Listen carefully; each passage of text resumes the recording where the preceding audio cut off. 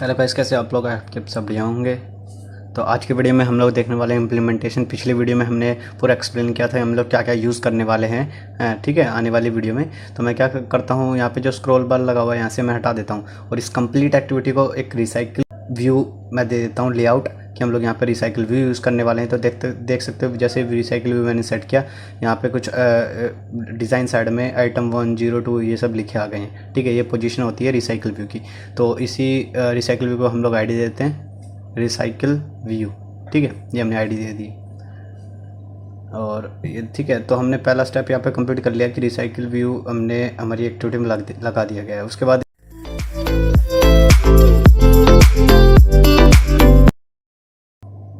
ठीक है, तो हम लोग जाते हैं किसके अंदर, लेआउट के अंदर जाना है, ठीक है। तो लेआउट में गए, न्यू लेआउट रिसोर्स फाइल, उसको यहाँ पे कुछ भी नेम रख लेंगे हम लेआउट का जो हम डिज़ाइन करने वाले हैं, ठीक है। तो यहाँ पे मैं रखता हूँ FF_ match _ D capital, error आ गया, स्मॉल रखना पड़ेगा डिज़ाइन, ठीक है, ओके। तो यहाँ पे कि हमारा जो सैम्पल है यहाँ पे क्रिएट हो चुका है। अब यहाँ पे क्या क्या हम लोग आइटम शो करना चाहते हैं, हम लोग वो कंप्लीट लेआउट दिखाना चाहते हैं जो हमारे ऐप के अंदर था, ठीक है। इसका मैंने लेआउट सेट कर दिया लीनियर लेआउट, ठीक है। हम लोग यहाँ पे क्या करना चाहते हैं, जो हमारा FF का लेआउट था, फ्री फायर का जो लेआउट था फर्स्ट मैच, उसके अंदर कुछ इमेज थी और ये सब डिटेल्स थी, प्राइस पूल, प्राइस पर किल, एंट्री फीसेस, ये कंप्लीटेड डाटा ST यहाँ से मैं कॉपी करूँगा, ठीक है, क्योंकि यही लेआउट हमें हमारे उस मेन स्क्रीन पे दिखाना है। तो ये पूरा लीनियर लेआउट है, यहाँ से मैंने कॉपी कर लिया है। कॉपी करने के बाद FF मैच डिज़ाइन में जाऊँगा और यहाँ पे इसको पेस्ट कर दूँगा स्प्लिट साइड, ठीक है। और यहाँ पे ऑल्टरनेटर इंपोर्ट कर दूँगा, ठीक है। तो यहाँ पर कंप्लीट लेआउट डिज़ाइन हो चुका है और यहाँ पे इमेज चेंज कर दूँगा यहाँ पे फ्री फायर की। और यहाँ पे देख सकते हो मैंने एक एडमिन पैनल बनाया है, इनके अंदर हम लोग डिटेल डालेंगे और जैसे सबमिट बटन पे क्लिक करूँगा सीधा फायरबेस में जाके स्टोर हो जाएगी और वहाँ से सीधी ये जो प्राइस पुल के आप टेक्स्ट देख रहे हो, डेट टाइम, यहाँ से इसमें अपडेट हो जाएगी, ठीक है। तो जितने भी यहाँ पे पहले जो टैक्स वगैरह है यहाँ पे मैं हटा देता हूँ यहाँ पे, क्योंकि इनकी जगह पे यही टैक्स नहीं रखने चाहता हूँ। इसकी जगह पे हम लोग फायरबेस से लोड करेंगे टैक्स और फिर यहाँ पे इसको चेंज करेंगे, ठीक है। डेट और टाइम के लिए यहाँ पे सिंगल टैक्स है, बट मैं यहाँ पे 2 टैक्स और लूँगा, एक सेपरेट एक टाइम के लिए और एक डेट के लिए। और यहाँ से भी इनका जो टैक्स वगैरह हटा देता हूँ, ओनली डॉट्स रखता हूँ। और इसका जो font style, font size ST रखना चाहता हूँ, तो यहाँ से मैं कॉपी करके पेस्ट कर दूँगा इस टेक्स्ट के अंदर भी। और यहाँ पे जो टेक्स्ट वगैरह है सब हटा देता हूँ, ठीक है। और यहाँ पे ग्रेविटी, इसको सेंटर देंगे हम लोग, ठीक है। उसके बाद हम लोग बनाने वाले हैं मॉडल क्लास। अब ये मॉडल क्लास कौन सी होगी, ये मॉडल क्लास होगी इस मैच की डिटेल्स के बारे में। तो यहाँ पे मैं लिखूँगा मैच_ मॉडल, इससे मुझे पता लग जाएगा कि ये कौन सी मॉडल क्लास है, ये मैच के बारे में, इसके अंदर सारा मैच का डाटा कलेक्ट होगा, ठीक है। तो यहाँ पे मैं फायरबेस में दिखा देता हूँ, मैंने एक यूज़र की नोड फ्री फायर और एक रैंडम आईडी के बाद यहाँ पे डाटा स्टोर किया है, ठीक है। आपको मैंने बता रखा है रियल टाइम में कैसे डाटा स्टोर करते हैं, तो आप कर लेना, ठीक है। ये सारा डाटा यहाँ पे मैंने स्टोर कर दिया है। अब मैं क्या करूँगा, मॉडल क्लास में जाके इनको डिफाइन कर दूँगा, ठीक है, ताकि रिट्रीव कर सकूँ मैं अपने टेक्स्ट को। जितने भी टेक्स्ट हैं यहाँ पे सबको मैंने मॉडल क्लास में गया और स्ट्रिंग, उसके बाद वही ST नेम रख देना जो स्टार्टिंग में लिखा हुआ है सबका, जैसे date, time, price pool, entry fees, पर किल, मैच नंबर। और उसके बाद टीम, आई थिंक इसका मैंने कोई भी डिफ़ाइन नहीं किया है ये सेक्शन, हाँ इसका कोई डिफ़ाइन नहीं किया अभी, कोई नहीं। इसको हम लोग डिज़ाइन साइड में जाते हैं एक बार और यहाँ से इसको हटा देते हैं ना, कोई नहीं। अगर ये टेक्स्ट ही हमारे काम कर गए तो फिर तो सारे कर जाएंगे, तो इससे हम लोग चेक भी कर लेंगे, तो उसको हटा देते हैं। और यहाँ पे जो मैंने टेक्स्ट था इसके लिए लिया था, टीम के लिए, जो टीम का मैं वेरिएबल डिफाइन कर रहा था मैं इसके लिए था टाइप का। तो यहाँ से ये 3 डॉट हटा के मैं ओनली यहाँ पे टेक्स्ट रख देता हूँ 16। पहले ये ऊपर का चेक कर लेंगे ना हम लोग, प्राइस पूल, पर किल, एंट्री फीस कि ये चेंज हो रहा है कि नहीं, ठीक है। तो यहाँ पे ओनली मैं 16 रखता हूँ। जब ये ऊपर के चेंज हो जाएंगे तो इसे भी हम लोग ईजिली चेंज कर लेंगे, ठीक है। तो मॉडल क्लास, उसके बाद हम लोग क्या करते हैं, कंस्ट्रक्टर बनाते हैं जिसमें पैरामीटर्स होते हैं हमारे, और एक बनता है एम्प्टी कंस्ट्रक्टर,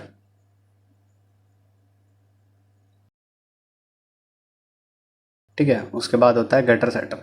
तो हमारा ये कंप्लीट मॉडल क्लास यहाँ पे रेडी हो चुकी है।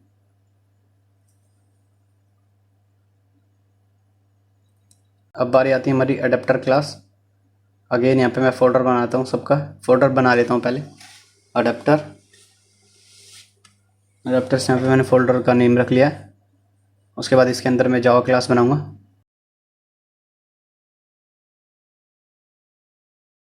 और नेम रख दूँगा यहाँ पे माई अडेप्टर। ठीक है, तो अब यहाँ पे देखना, ये माई अडेप्टर नेम रखने से तो अडेप्टर बन नहीं जाएगा। ठीक है, तो सो ओनली क्लास होती है, तो इसे बताना पड़ेगा हमें एक्सटेंड रिसाइकिल व्यू।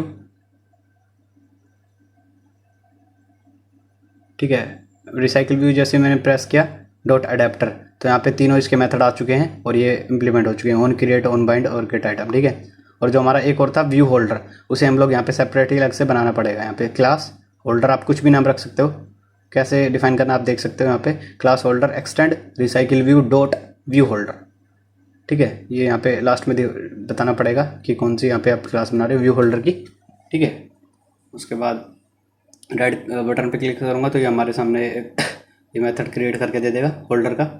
अब इसके अंदर हम लोग क्या करते हैं, मैंने आपको बताया था व्यू होल्डर में क्या करते हैं हम लोग, जितने भी आइटम वो लिंक करते हैं। तो मैंने ऊपर यहाँ पे डिफाइन कर दिया टेक्स्ट व्यू, ये सब यूज़ करने वाले हैं। और ये जितने भी हमारे फाइंड व्यू आईडी की वजह से यहाँ पे मैंने इसको लिंक कर लिया है।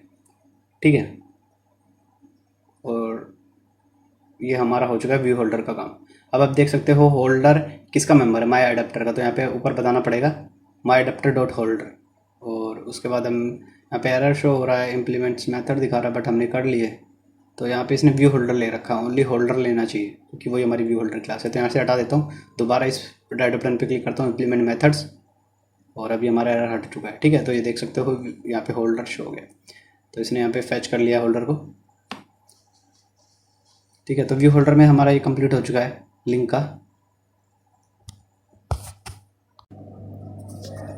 ठीक है, अब हम आते हैं ऑन क्रिएट के अंदर। ये मैंने बताया था, आप यहाँ पे क्या करते हैं हम लोग, जो भी लेआउट होता है उसको कन्वर्ट करते हैं व्यू के अंदर। तो यहाँ पे पहले हम बताना पड़ेगा व्यू कर रहे हैं, उसके बाद वेरिएबल नेम स्मॉल व्यू, उसके बाद लेआउट को व्यू में कन्वर्ट करने के लिए यूज़ करते हैं हम लेआउट इन्फ्लेटर डॉट फ्रॉम, कहाँ से, इस कॉन्टेक्स्ट से। तो यहाँ पे ऊपर डिफाइन कर देते हैं हम लोग कि इसका जो रेफरेंस हम लोग कॉन्टेक्स्ट लेने वाले हैं इस क्लास का। ठीक है, तो from M context dot inflate, किसको करवाना चाहते हो, जो हमने लेआउट बनाया है उसको हम लोग करवाना चाहते हैं व्यू में कन्वर्ट। तो यहाँ पे बताना पड़ेगा R dot layout dot F F match design, ये हमारी एक्टिविटी थी, पेरेंट कोमा फॉल्स। ठीक है, तो यहाँ पे ये व्यू रेडी हो चुका है और यहाँ पे हम लोग रिटर्न कर देते हैं। और एक और चीज़ बताया था कि व्यू होल्डर के अंदर से आइटम उठ के ऑन क्रिएट के अंदर जाएंगे, ऑन क्रिएट के लेआउट के अंदर जाएंगे। तो वो कैसे जाएंगे, रिटर्न यहाँ पे बताना पड़ेगा न्यू होल्डर और इनसाइड द व्यू। ठीक है, तो इससे क्या हुआ, जो हमारा होल्डर की क्लास थी इसके अंदर कितने थे, हमारे सारे जो आइटम लिंक्स थे वो सब मूव हो गए हैं किसके अंदर, ऑन क्रिएट के अंदर। तो मैंने यहाँ पे रिटर्न कर दिया है होल्डर इनसाइड व्यू। ठीक है, इससे हमारा मूव हो चुका है व्यू होल्डर से ऑन क्रिएट के अंदर। तो यहाँ पे कंप्लीट व्यू रेडी हो चुका है। अब इसको क्या करना पड़ता है, अब यहाँ पे क्या करेंगे, इसको अपडेट करेंगे। ऑन बाइंड में मैंने बताया था कि जितना भी आइटम आपको अपडेट करना हो तो वो आप कर सकते हो। तो यहाँ पे हम लोग बताते हैं कि पहले कहाँ से डाटा आएगा।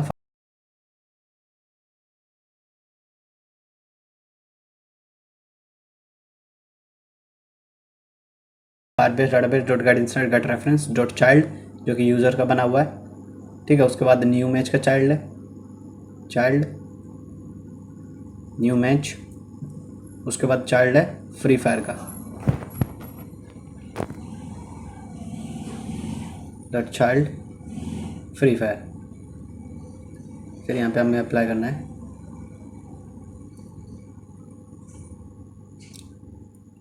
Dot add listener for single event listener. यहाँ पे वैल्यू इवेंट लिसनर हमने अप्लाई कर दिया है और यहाँ पे मेथड क्रिएट होकर आ चुका है on data change on cancelled.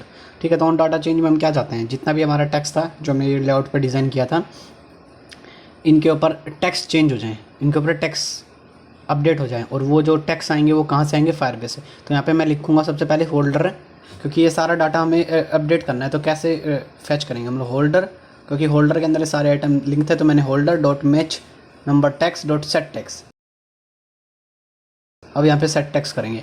अब ये टेक्सेस कहाँ से आएंगे, फायरबेस से। उनको हम कैसे हम लोग फैच करेंगे, फायरबेस से तो आएगा, बट उससे पहले ये मॉडल क्लास से गुजरते हुए मॉडल क्लास से होते हुए आएगा। ठीक है, तो सबसे पहले क्या करेंगे, हम लोग एक एरे लिस्ट बना लेंगे और एरे लिस्ट के अंदर हम लोग मैच मॉडल ये हमने यहाँ पे डाटा दे देंगे कि मैच मॉडल के अंदर जितना भी डाटा वो यहाँ से गेट हो जाए। तो M list dot get position, यहाँ पे पोजीशन मैंने बताया था कि रिसाइकल व्यू के अंदर क्या होता है, जो आइटम 1 2 0 ये सब लिखा होता है, ये स्पेसिफाई करता है कि आप रिसाइकल व्यू में काम कर रहे हो। ठीक है, तो गेट नोटिफिकेशन और किसका टेक्स्ट चाहते हो, गेट मैच नंबर। ठीक है, ऐसे ही मैं होल्डर अब दूसरे टेक्स्ट को कर दूंगा, जैसे date text, date underscore text with then set text M list dot get position and get date change, get data change. ठीक है, ऐसे मैं सभी के लिए कर दूंगा यहाँ पे। और जितने भी टेक्स्ट थे, जो टाइम अंडरस्कोर टेक्स्ट, ये सारे जो भी वेरिएबल है मैंने ऑलरेडी डिफाइन कर रखे हैं व्यू होल्डर के अंदर।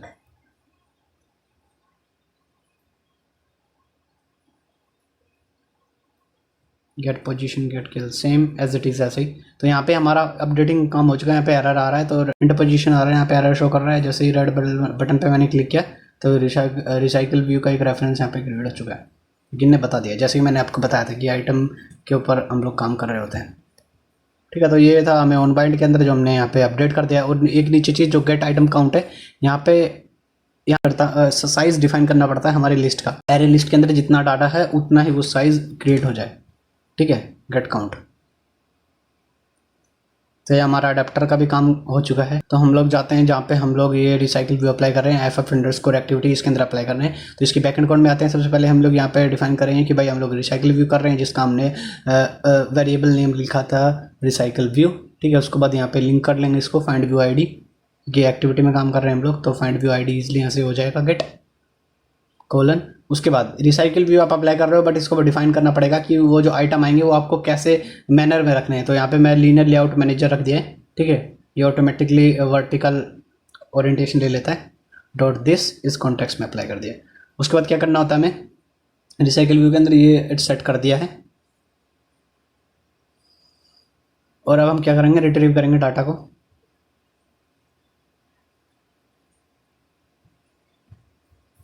क्योंकि इस एक्टिविटी के अंदर भी तो बताना पड़ेगा हमें। Firebase dot get instance get reference dot child users then new match and then Free Fire and add listener for single event listener. ठीक है, यहाँ पे अप्लाई कर दिया। उसके बाद यहाँ पे फॉर लूप लगाएंगे फॉर डाटा स्नैपशॉट 1 ये वेरिएबल बन चुका है। और snapshot dot gate children, it means कि जितने भी सारे फायरबेस के अंदर जो रैंडम आईडी के अंदर जितने भी यहाँ पे ये वेरिएबल्स बने थे, ये सबका डाटा गेट हो गया यहाँ पे गेट चिल्ड्रन की वजह से।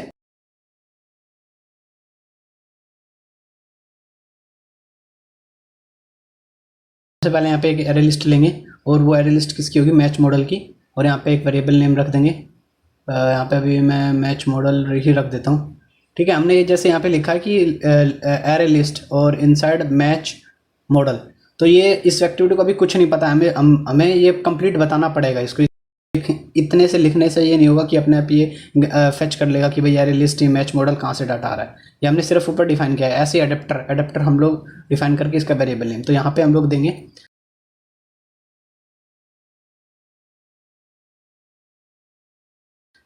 फॉर लूप के अंदर आएंगे तो match model equals to snapshot dot get value. ये बताना पड़ेगा ये जो मैच मॉडल है ये क्या है, क्योंकि इस एक्टिविटी को कुछ नहीं पता, ये क्लास है। ठीक है, मैच मॉडल अंडरस्कोर क्लास। उसके बाद क्या करेंगे, ये जो एरे लिस्ट हम लोग बनाई थी, यहाँ पे मैं वेरिएबल चेंज करता हूँ, ये थोड़ा सिमिलर हो जाएगा इसलिए, तो लिस्ट। ठीक है, और यहाँ पे क्या करूँगा, लिस्ट डॉट ऐड। ठीक है, तो उसके अंदर हमने दे दिया मैच मॉडल।